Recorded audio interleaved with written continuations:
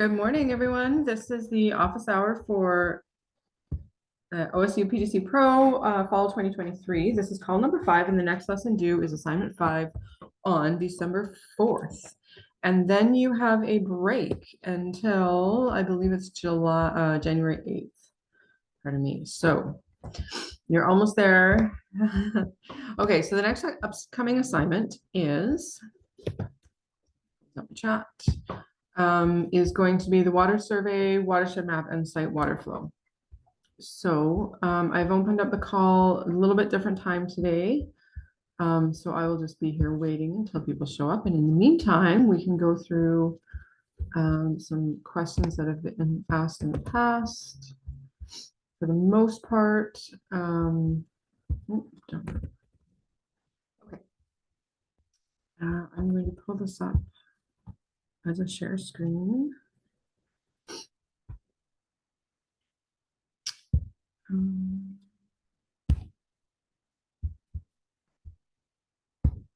So here's the rubric for this assignment. I'm moving this over so I'm looking straight at the screen instead of all over the place. Okay, so this is a fairly detailed, one of the bigger assignments, so 24 points. I'm hoping that you guys are looking at, I'm expecting that you're looking at the rubric when you submit, because it's really helpful in terms of going through all these pieces in detail, how many points get awarded, and it gives you an idea of like what's actually required. So it's typical water survey. This one's only worth 3 points. This one I want to highlight the watershed map. This is something that students often get hung up on. So there's a micro watershed practice sheet, which I'll show in a minute. And what we want you to do is actually use the practice sheet. Don't substitute your own topographic map and overlay your own watershed mapping just yet.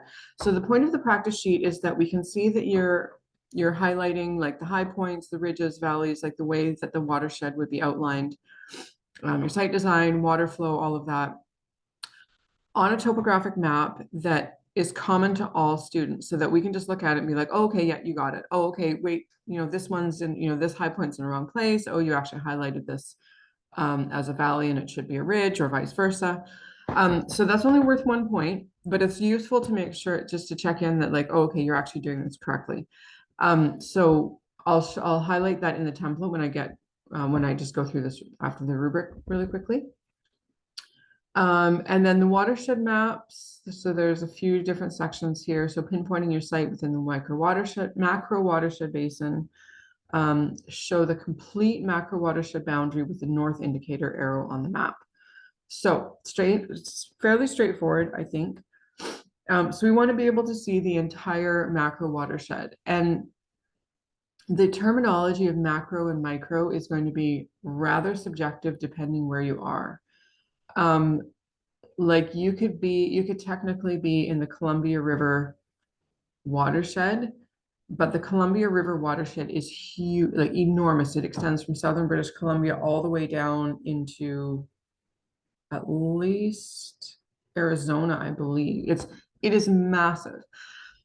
So within that, there's going to be a sub watershed or a smaller watershed. So you might be, say, in the San Pecos River within a larger basin. So choose one that is like regionally relevant, that you can get. A lot of counties or a lot of regions will provide a macro watershed that shows, let me see, say it like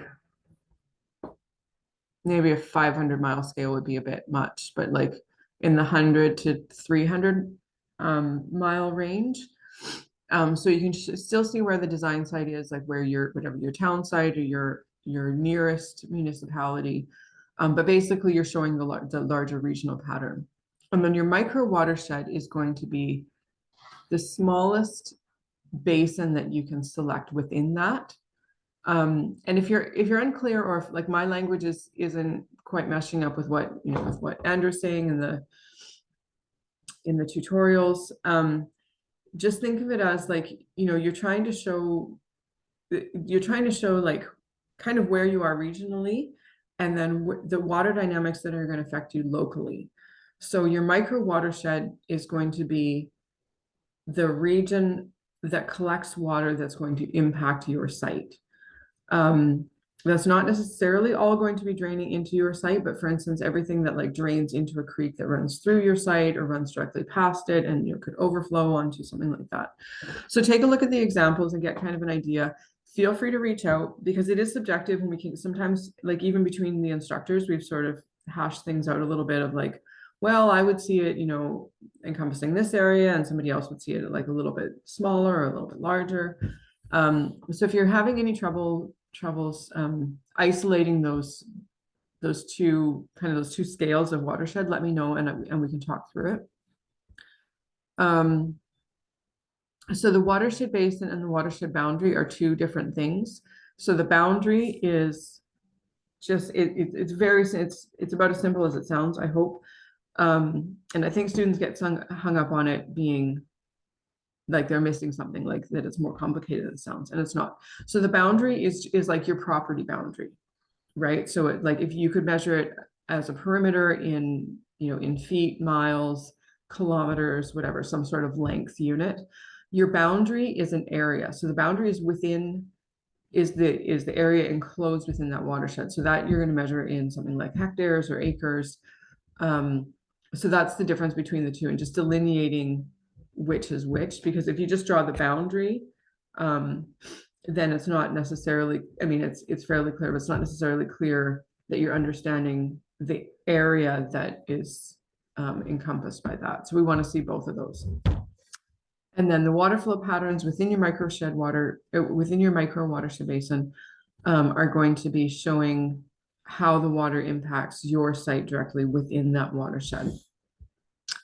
There's a little bit of an instructor's discretion here. So this is where like I want to see things that are really clear.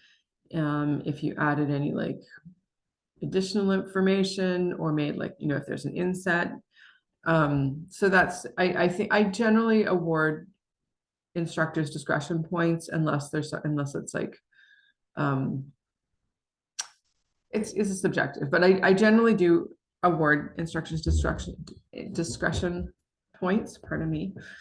I'm kind of acutely aware of people that are watching this on replay right now, so I'm trying to make this as clear as I can. But if you can add something, if you add anything or make it clear, I would just do that. Anyway, we're gonna move on. Okay, and then the site water flow analysis map, just go off the assignment instructions on the slide. We're basically just trying to see like where we could highlight where there's erosion, might be erosion issues, especially in a large water event or like a high rainfall event, where you might be able to collect water, store it, where you might want to think about putting a tank to move water upwards to.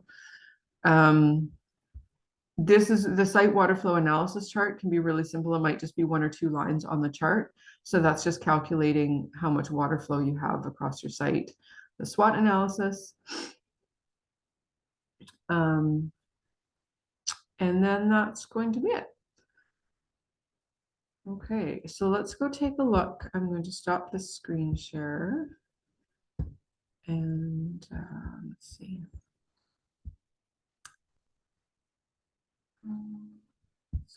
This one. Yeah, we're going to go to the template now. I'm going to make sure, there we go. Okay, so this is what your assignment is going to look like. Okay.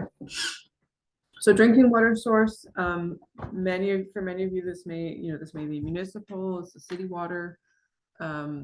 Just look at the questions on the left side here and see, and as much information as you can provide. If you've got if you've ever had a well test, you should have like depth of the well, age information, if you can get gallons per minute, flow rate, and whether that varies over the season. That's important. Like for instance, this year I was working on some grant reporting for different farms in Northern California, and it was really important to our planning to know when was their well likely to run dry? And some farms, it was like they were running dry by June, some could make it through till August, but we were designing water storage and working out our budgets based on the amount of water they could capture and the amount of water they would actually, that it was like their absolute necessity to make it through that expected dry spell. So having all those details is really helpful. So if you can avoid it, don't just put like, we get our water from whatever city or we get it from a well. Really dig into the information to try and get the details of those sources, because they are important, especially later on if you start applying for grants, if you're running like a small farm. And it's just really useful information to know, so you can check like, oh, our output has actually really gone down, or it's going to be much better this year because we've had a good rainfall year, all that sort of thing. Those details are helpful. Wastewater, a lot of your municipal wastewater treatment is going to go through a plant. It's going to be fairly typical, some sort of solid settling, and then probably that may be going into a biosolids, like a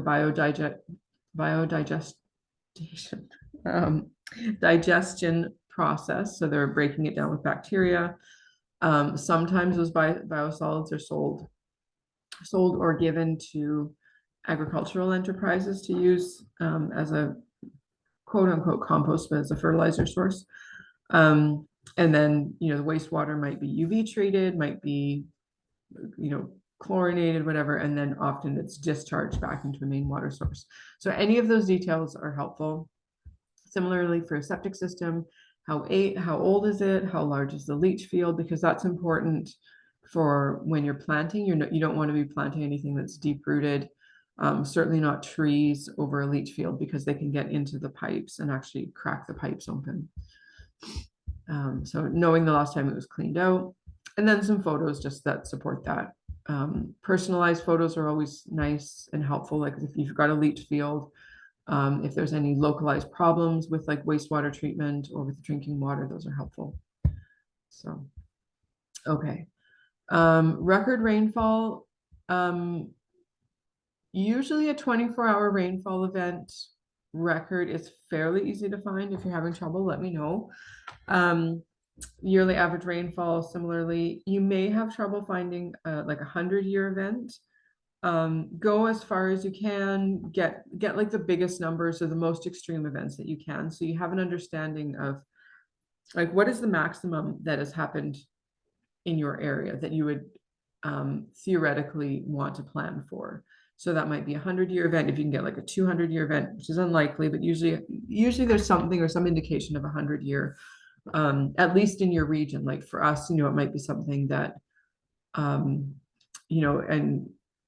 let me see what's 100 years ago. So, in like the early, like 1921, there was a record flooding event in LA, in Los Angeles. So Los Angeles is 65 miles away from us, but it's still kind of in the region. So that might give us an idea.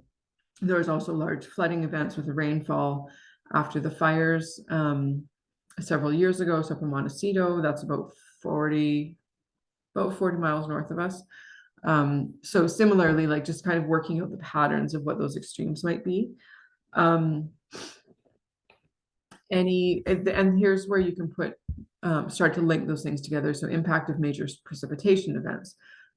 By and large, the impact of major precipitation in our area is related to the recent wildfire events. So higher erosion potential,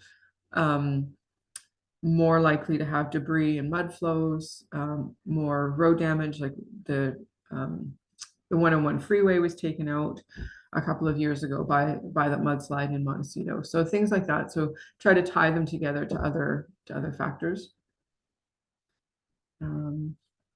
This could also be where you're at in the landscape. If you're at the bottom of a large slope, or on the coast where you're going to be vulnerable to like beach erosion. All those things can come into play here. Okay, and then another SWOT analysis. Straightforward. Drop any questions you've got here. Okay, now here's the watershed map. Sorry, pardon me, I'm running cold this week. Now, this is what I was just talking about. So you want to use this practice sheet. This is worth 1 point. Just follow the instructions. So what you want to do is highlight the watershed of, I'm kind of giving it away here, but highlight the watershed boundary that's related to this site. Now, scale-wise, this is a good opportunity to talk about micro versus macro. You could consider this is almost a meso watershed. It's fairly macro though. Pardon me, it's a micro. I would really, if I had to class one as one or the other, this would be a micro watershed. Because if you look at the scale here, so we've got 590 feet, 580 feet, 550. So let me see, we've got 10. So right, that's 100-foot drop right there. We're measuring this in feet, right? So these are not huge distances. So this is going to be, it would be very hard to get a useful amount of information from going much more micro. You could zero into this like 10-foot drop between 470 and 460, or 470 and down to 450. And that could be a useful, like a site watershed, or like super macro. But this to me would be totally acceptable as a micro watershed. It's funny, it's just completely automatic. I'm tracing this out, so I'm going to take my arrow off so I don't give it away. But this would be totally acceptable to me as a micro watershed example, and then zooming out to the larger landscape to see where this micro watershed and your design site lies in the bigger landscape. So there's probably, say, like a larger valley of which this is a part. Okay, and then this is your macro watershed, the largest river basin in which your site exists. So, yeah, and then indicate your site's location. Okay, so let's look at some examples here. So, this is the Catawba River within the Santee River watershed. So here's this river, and then this is its entire watershed. Now, let me see. Yeah. Okay. So there may be a system of which the Catawba River is a part, but this is a good example of a macro of what macro watershed scale would be. I mean, it goes across two states. Yeah, 2 states. It's pretty big. You can still see the design site. You can see what some of the smaller dynamics, there's a couple of other tributaries that come in. Yeah. Okay, another example, big watershed. I can't see. This is yes, this is a whole Great Lakes system. So this is a big watershed, super complex. So something like this, that's just giving you a regional idea of what's going on. I think you'll find it. If you search your location in terms of like what watershed is this a part of, you'll find that information. And remember that you're telling a story here. You're telling us like where you're at, what kind of dynamics exist, what kind of information is available. So go with what your research tells you. Don't feel like you need it to match what's going on in the examples necessarily, or like something that I've said or something that's Andrew said. Like, go with the information that's available to you. Okay, so then the micro watershed is the watershed that influences your immediate site's water flow. So the area that can contribute runoff water to the site. So if you're looking at this, now this is a much closer watershed than the other examples that I gave you. Let's see. Yeah.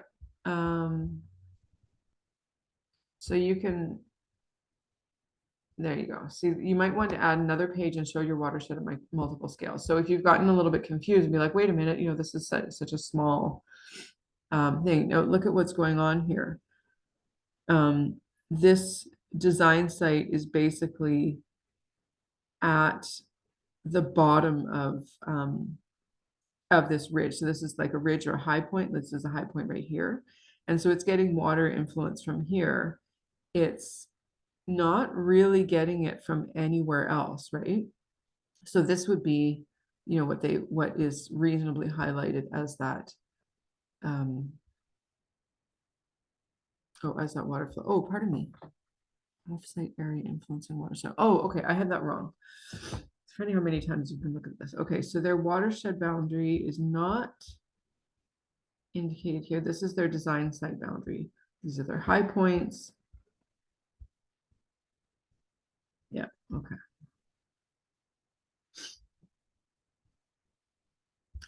This is a different site. Yeah. Okay, so just look at some examples here. Like this is yeah, kind of a micro, I would say this is more of a macro watershed personally. Very nice. Okay. So these, like, get an idea from these, like, it depends so much on what your site is and how big your site is, right? So what and where, like where it's located in the landscape, like from this one, you know, you can see the water flow. These are going to influence this design site, right? This is a little hard to see because the topographic map is laid over a satellite image. But you can see that, like, you know, water on this side is going to be captured and redirected by the road here. Same here. So really, this is the only direction that water is going to come from, and so that's what's influencing the design site. Let me see with this. Oh.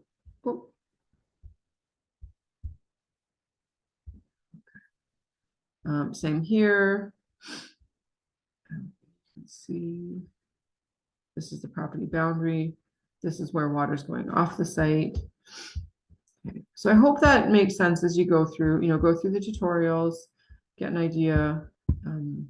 Yeah, okay. So now we're site water flow analysis. We kind of jumped ahead with that and I missed the slides there. All right, so here you go. Now you get to do a little more free form. So here's your site, basically your base map. So this is just the property boundary right here. Here's another example with a smaller suburban site. And this is just showing the direction of water, what water does on the site. So here's some more examples. These are additional slides. So this site is the same as this one. I believe this is, yeah, Zealy, okay. Yeah. So those are some examples, and they're, you know, we're getting more and more examples as time goes on. So, okay. I hope that's clear. You know, follow the instructions. Everyone's been doing a pretty good job so far. Okay, so now, you know, this chart of precipitation by month. So this is going to be your water flow gross calculations. These slides don't end up looking super fancy, just your calculations chart and a graph, which you can usually get off of like weather.com or whatever site you're using for your weather, your climate data. Just do your calculations if you need to add an extra.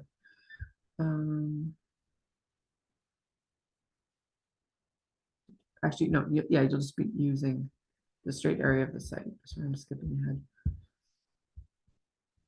Okay, here's for your, oh boy, jumps around so much. Okay, so here's for calculating from your roof areas. This may look a little different from yours. This looks like it's been updated a little bit since the last cohort. So if you don't have these colors, that's fine. You can add them or just leave them out. It doesn't matter to me. Okay, so this is an extra credit slide. Basically, some urban sites are very isolated, or if you're at the very top of the watershed, it might not, which is rare, but it might not apply to you. Most sites this will apply to. So then you can basically calculate the area that has any water that would go onto the site. So this is essentially, this is your micro watershed. This is from your micro watershed map. So you're calculating all of the water that could potentially touch your site, which is quite useful because it gives you like it gives you much larger calculation, like an idea of your whole water potential rather than just off of your roof.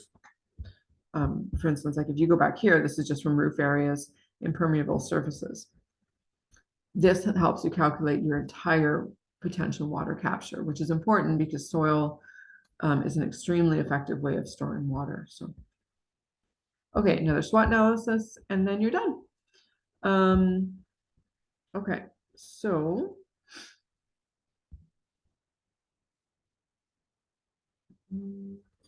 all right. Now, when you come back from the break, you are going to be going into your soil map and test. So this is lesson 6.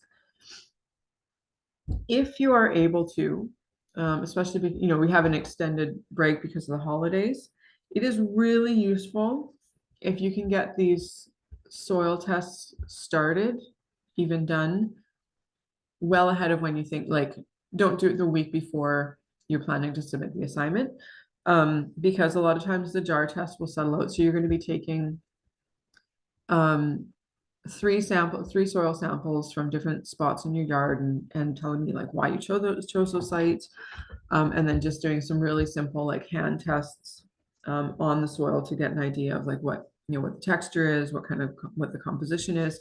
You've got some pictures here, percolation. Getting these done ahead of time is really useful because sometimes you make a mistake and you're like, oh, I actually I want to do that a little bit differently. You might want to do your percolation tests over if you didn't get the right, get measurements the way, the right way, or sometimes by the time you do the 3rd test, you've figured out a different way that you would have liked to do it. You want to go back and do one. So give yourself a little extra time with this assignment because it is quite informative. It gives you useful information for actually doing your site design and you're making your plant choices. Note here, this is a percolation test and rate. So a rate is something like, gallons per minute, inches per minute, something that gives me an idea of how fast water is flowing through your soil. So what you're going to want to do is dig your hole like a, standard, say like an 8 or 12-inch hole. Give me an idea of how, and record like with a stopwatch, how fast the water went through that, because then when you've got an accurate number on that, you can compare from one site to the next. So dig the same depth of hole, same size, same approximate size of hole, same depth if you can, and then compare the time that it takes water to filtrate through that space, and then you can compare it between the 3 different soil test sites. So just keep that in mind. Sometimes I see like 3 inches of water disappeared in under 5 minutes, which is kind of useful, but it's like, well, was it a minute and a half, or was it like 4.5 minutes, or was it like 4 minutes and 59 seconds? I like to see like actual, like how much time did that take to go through. That, is my preference. So let's see. So drain entirely of 12-inch depth of water after 118 minutes total. Average of 1 inch every 10 minutes or 6 inches per hour. Something like that, like some depth per length of time. So whether you choose minutes or hours or inches or centimeters, doesn't really matter. All of that can be converted, but some measurement of depth over some measurement of time. Okay, and then you're just doing these simple hand tests, getting a feel for it. Does it make a ball? Does it, can you make a ribbon out of it? Things like that. So take a look at the other examples and see different ways that other students have laid them out. Okay, and then this is all straightforward, but I do recommend, if you can, over the break, getting those soil tests started ahead of time. So, okay, I'm going to take a pause on this video. I've still got half an hour. I'm going to, I'm just going to take a pause, and then possibly some students will drop in. If not, then I will pop in to say sayonara, and looking forward to receiving assignments next week. All right. Thanks, everybody. Don't forget your due date for the next assignment is December 4th. If you can get it in as as close to 9 a.m. on December 4th as you can. That's helpful because I'm going to have a lot of assignments to mark because I've got another cohort that's handing in their final assignments.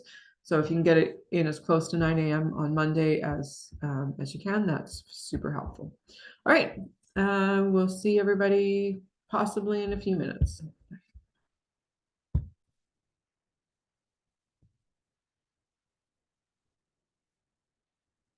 Good morning, Alan.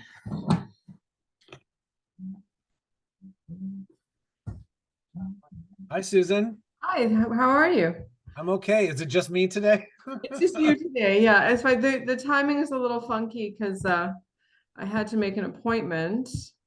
So Wait, so is it canceled or moved? Did I just miss an announcement? no, I sent an email out yesterday. I started at 9:30, so I basically went through a whole blurb about the upcoming assignment. And then when I ran out of things to say, I kept talking for a while and then I finally shut myself up. Yeah, so I'm here till 10:45. And then I have to leave. Oh, okay. I'm sorry I missed that. No, you're okay. I would have joined you at 9:30. I Oh. wasn't doing anything. Oh, sorry. How are you doing? How are things going? I'm okay. I'm having a hard time keeping up with everything, but this is my second time in the course, so I have to finish by March. I have no choice in the matter. You do, yes. We're gonna get you there. Don't worry. I'm gonna get there. I'm gonna get there. Yeah, I don't have any major questions. I mean, I will just say on a practical front, when I first enrolled last year, we had been in our house for about a year and we said like, okay, this is fun, but we also want to start. We don't want to wait until the end. So I'm constantly like designing and then living and doing things, which I realize is pretty normal for a lot of people. Oh yeah. And then we're taking steps on the next project. And then I go, actually, wait, the design principles tell me that we need to do this other thing first. Yeah. So yesterday I was about to hit purchase on 7 rain barrels. And then I realized that the place where the rain barrels will go is also where a new heating system might live. And I don't want to have 7 barrels full of hundreds of gallons of water that I have to then like just empty into the city so that I can move the barrels and let them install things. So today I'm getting heat pump estimates so I can try to catch rain this season. Okay. No, how big were those rain barrels? I'm looking at this company called Blue Barrel Solutions or Blue Barrel. Wait, what's it called? Blue Barrel Rainwater Catchment Systems, based in California, and they work with mostly, I think, like large scale food manufacturers to reclaim their barrels. So the barrels are actually pretty cheap, and then they just sell all the hardware and stuff to connect them. And nice. Here, should I share the link? Yeah, please do, because I mean this would be useful. Oh, is that bluebarrelsystems.com? Yep. I think I got it. Okay. Yeah.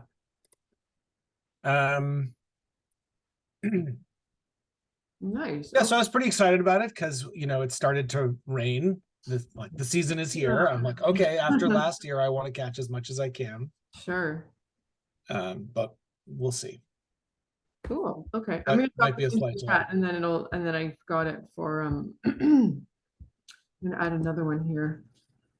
For I would say also in between we have these 2 ficus trees. They're on my base map, but I needed them trimmed. So I went through a bunch of tree trimmers who would mulch on site. Okay.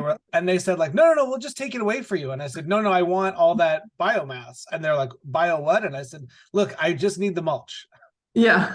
So I hired someone who mulched in my driveway, and then I covered the whole front garden in 3 inches of mulch. And then this weekend I spent doing the same in the backyard. I'm getting my dirt time. Good job. Okay. Yeah. Cool. Okay. I was just what's freshwater systems, a similar kind of it looks like it may be like maybe one of these Chinese websites that's like, oh, Greenville, South Carolina. Not so applicable to my California students, not so much. So I'm going to close them. Yeah, okay. Yeah, okay. So I know it came up when I was looking for blue barrel, so I was like, oh, I'll drop that because that looks useful, but it's not useful. So Well, maybe, I don't know. When when I started the course, I was just focused on things that I wanted to do. And then as I finally got to the place where I had to interview my wife and say, well, what do you want on this site? This is our site. yeah. I have all these other things I have to incorporate into the design now. So, Oh yeah.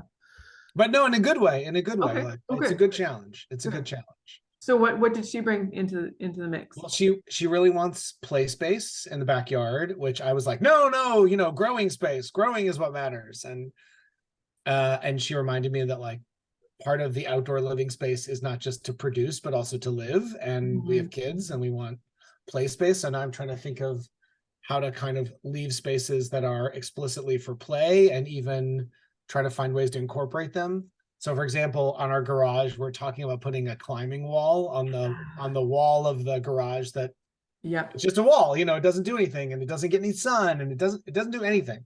Yeah. The Um, vertical space makes a big difference. we started looking at like a fire pit, and where would the fire pit go so that we have a place that we can, convene around. Um, and what's also funny is when I first started this, I thought I have to work around the concrete. I just have to work around it.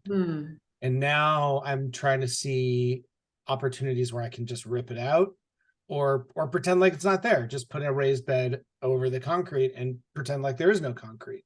Yeah, well, the raised beds on top of concrete is actually a really, really good use of it because a couple of reasons. When it rains, and if it, when it's raining into your raised beds, that water's going to like sit on top of the concrete, so stay in the beds a little bit longer, which is nice in our climate, not always something you're going to want. Yeah. The last week's call, so from the other cohort, I was talking to a student who is battling palm roots. So they've got a big queen palm in their yard. And we know it from here. We've got a huge queen palm in our backyard. And the roots are everywhere. And we don't worry about it too much because we've got so much going on. We're just like, oh, we'll plant on top of it. It's not a big deal. But she's feeling like it's really taking a lot of moisture and nutrients from the one raised bed that's really close to that tree. So having them on concrete, you're not going to have to worry about that ingress. And then same thing with like gophers, all the little friends that like to snack on roots and stuff, like they're protected with that concrete. So I think that's a great idea. Yeah. So we've not seen or heard of gophers in our neighborhood, but again, it's nice. pretty urban, I mean, our part of Santa Monica is quite urban. Yeah. Okay. I don't know, maybe for a future conversation too, because I'm just conscious of your time. Okay. I think conscious of my time, so it's okay. The more I observe, the things that I'm thinking about are evolving, which I think is one of our goals. And in particular, I'm really conscious of noise pollution in a way that I wasn't when I first enrolled. Like I was thinking so much about sun and water. Yeah. And the more I realized like just how much noise we're getting from the airport, the freeways, and the mow and blow culture of the neighborhood. And then I just did all this tree trimming. So I'm hearing things that I wasn't hearing before. Right. Because I pulled out all the foliage. So I'm just thinking about like natural screens and ways to reduce that, and then how to create more habitat that will protect, I guess, mostly birds from all that sound. And it feels like a big project. It is. It's funny. I'm listening to you as I'm listening to and watching the garbage trucks go by on the street below us, and I can hear them on the street behind us. And of our neighbors yesterday had the huge chipper trucks, and like they're doing like some big tree removal. So it's like the noise I can fully relate. We're also between the fire station and the hospital and like seniors homes. So we're like Siren Alley. It's just like it's literally like day and night all the time. So what do you do to mitigate that? There's not, I hate to say it, there's not much you can do. We've actually found it's kind of weird, like adding noise, but like wind chimes has sort of it kind of brings our attention here instead of to that like. Yeah. But I mean, like an Amazon jet going over our house, feels like it's like 20 feet over the roof, right? It's like there's no way to mitigate that. Like this, Yeah. I can mitigate it by moving to like Yeah. the Sierras or something. Like, Yeah. Sure. that's about my only mitigation. Three Rivers is lovely this time of year, right? Yeah, exactly. Yeah, I've got a friend up in Arcata and he's like, oh, it's beautiful, it's cool, it's raining. And I'm like, oh, it sounds so nice. Yeah. Yeah. There's there's Um, there's limitations, but all right. I like the wind chime idea. I've okay. also thought about just putting in like a fountain, Yep. nothing huge, but just something that will like add a sound of running water, which I Oh, think yeah. also would kind of soften the urban feel of this place. Yeah, especially if you integrate it with like some kind of an aquaponics or there's like watercress does really well here, and watercress is hugely nutritionally, like it's packed full of. I love watercress too. Yeah, I love it too. We used to have some in the ditch down below, and it was so nice to have.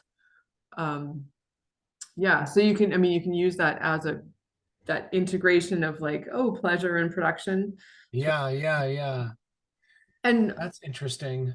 in terms of like usable play space, like we don't have much. We have a front, we haven't renovated the front yard. So the front yard is still like ugly, flat grass lawn. It's super embarrassing to us both, but we're just not ready to do the full rip out and reinstall everything. So we do have like a little bit of play space there. But otherwise, like our growing space is also kind of our playing space. So we've got all these like little wooden walkways and like, I mean, we're on a very steep slope, which I know you're not. Yeah. Like our terraces, there's like these little wooden stairs that you can like plug in and move them around and stuff. And so it's all kind of like climbing, playing, running space. Yeah. So Yeah. there are lots of ways to integrate that too. But I like that. I mean, my kids are real into being outside and they're big animal lovers. So I have talked about, I'm not getting a lot of support for this, but I've talked about putting in even just like a small pond that we could sort of welcome some small critters to come live in, maybe some fish or something. So I like the idea of that being part of the like production and play overlapping. Do you have a dog or a cat or anything? I have a dog. Oh, I was gonna say, I think you can see her, but she's like just off camera. Oh, But okay. she's old. There she is. Oh, okay. Yeah. Yeah. Aw. She's old and can't really see or hear her.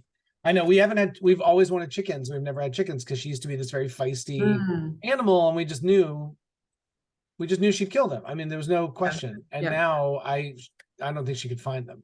And how old are your kids? 6 and 8.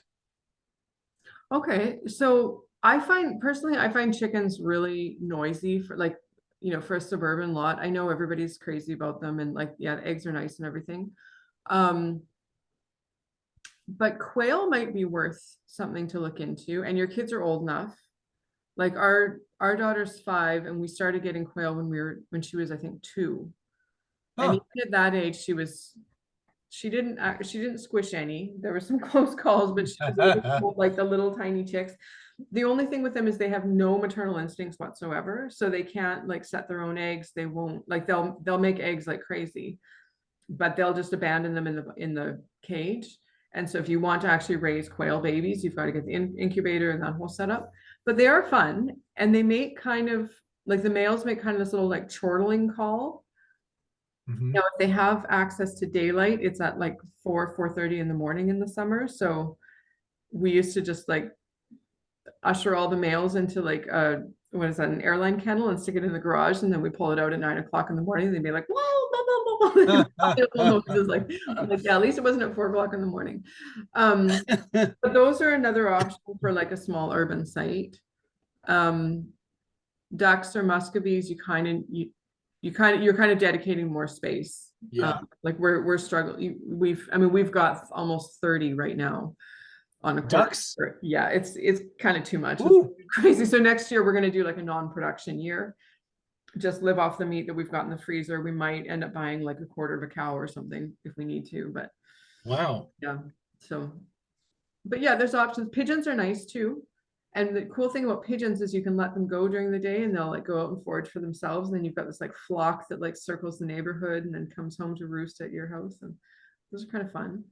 But if you want animal options. So I brought up ducks early on, and I Mhm. think that got vetoed. Yeah, they're smelly. I mean, they don't use a ton. The muscovies are really good. They don't use a ton of water. They're good for like food salvage. Yeah. Um, I kind of liken them to flying pigs. You know, if a pig could fly, it would be a duck.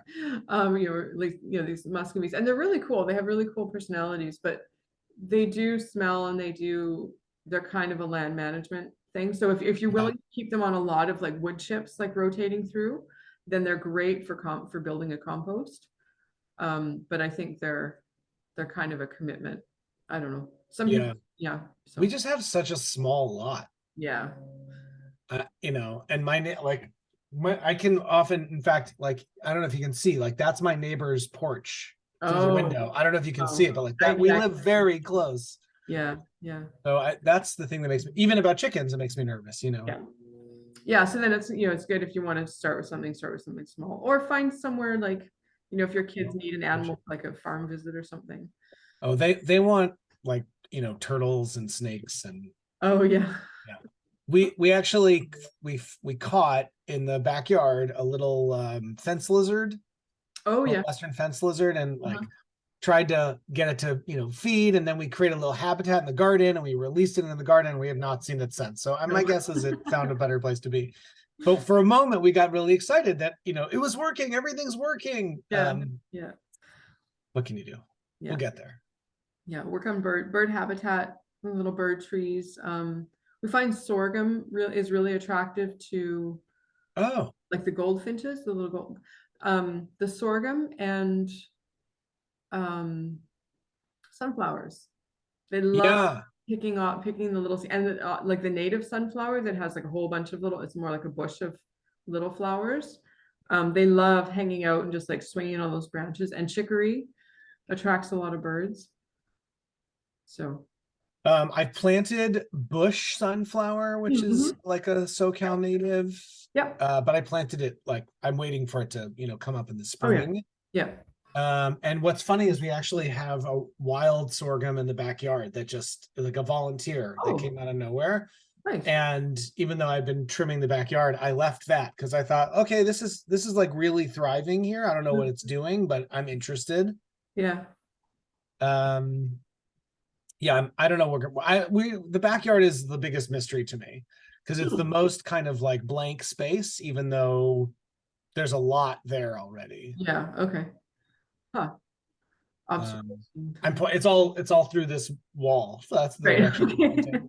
Yeah, Just like on the I'm other side kind of of this. trying to imagine, see where you are in the house from looking at the picture from the bird's eye view. So, So I'm at the back. I'm at the back sort of corner. okay. Um, What is the brown octagon thing? hold on, I'm gonna pull up my. Is that a shade structure? Shouldn't be an oct. We do have like a pergola off Maybe, of. oh, maybe that's it. Yeah. My mapping skills are still getting better. That's the point. Yeah, so that kind of back corner, like right where you can see the little water spout that's under the pergola. That's basically where my desk is, like just Oh, I see. Okay. inside of the house. Okay, gotcha. Okay. All right. And actually, I don't know if this is like interesting, but all the pictures on the early part of the assignment that are of the yard are really the before stage. Oh, But if you go to slide 7, that says like, it's like the design site Oh, title page. mhm. That's actually our front yard now. Oh, nice. So Okay. between being enrolled the first time and the second time, Yeah. we ripped out all the grass Oh, great. and we Okay. put in these raised beds, and we just sort of started, Yeah, yeah. it's far from finished, but we started. It's And I was so delighted that poppies were in my front yard. I had to take pictures. yay. Yeah. Yeah. Yeah. You have to just get started, and it's constantly evolving. I mean, we are just like, we're planning basically a huge tear down of all our animal enclosures to build like integrated enclosures and raised beds. And part of that is because like a few years ago, we're like, hey, we need some mammals. We bought some rabbits. Now we're really into growing rabbits. And so we just need a different space. So things just evolve over time. Yeah. Yeah. Um, Adam, I do have to get going. I was gonna say, I feel like you told me you had to be off by 10:45, and I do.